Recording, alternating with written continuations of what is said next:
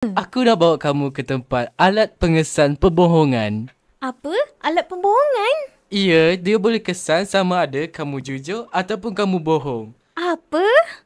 Ya, sekarang mari ikut aku masuk ke dalam. Oh my god, Seto. Ini agak menyeramkan. Semuanya akan okey, cuma perlu ikut arahan aku saja, okey? Okey, Seto. Aku percayakan kamu. Alright, bawakan anjing kamu ke dalam. Malo, sini anjing comel. Sekarang aku perlukan pertolongan sedikit daripada kamu, Yin. Okey. Aku nak tanya anjing kamu beberapa soalan dan kamu perlu translate kepada dia, okey? Boleh. Aku boleh buat. Okey, soalan pertama. Apakah nama kamu? Alright, aku translate. Okey, apa jawapan dia? Milo.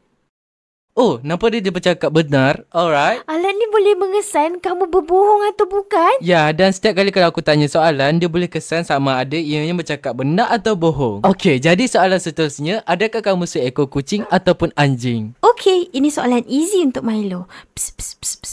Okey, jawapan dia anjing. Anjing? Okey, mari kita tengok. Okey, dia betul. Ya, soalan tu terlalu easy untuk Milo. Okey, soalan seterusnya. Adakah kamu makan pagi tadi, terutamanya burung? Oh my god, please jangan makan burung, Milo. Okey, dia cakap dia tak makan burung. Okey, mari kita tengok adakah dia bercakap benar. Let's see. Kamu bohong? Apa? Tak mungkin dia makan burung. Oh, jadi kiranya betul lah anjing kamu makan burung, ya? Ha?